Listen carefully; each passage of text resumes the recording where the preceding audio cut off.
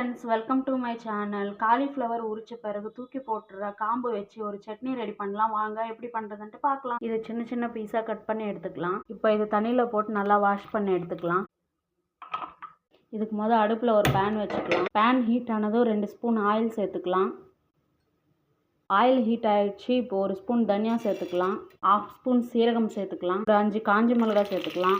ஒரு பிஞ்ச் இஞ்சி சேர்த்துக்கலாம். ஒரு கொத்து கருவேப்பிலை சேர்த்துக்கலாம். இது நல்லா கலந்து விட்டுக்கலாம். இப்போ கட் பண்ணி வச்சுருக்க வெங்காயத்தை சேர்த்துக்கலாம். தக்காளி சேர்த்துக்கலாம்.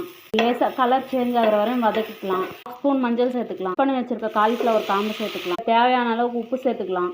லோ ஃப்ளேமில் வச்சுட்டு 5 மினிட்ஸ் நல்லா வதக்கி விட்டுக்கலாம். நல்லா வதங்கிடுச்சு. இப்போ கொஞ்சமாக புளி சேர்த்து ஸ்டவ் ஆஃப் பண்ணிடலாம். இப்போ இதை மிக்ஸி ஜாரில் போட்டு அரைச்சி எடுத்துக்கலாம்.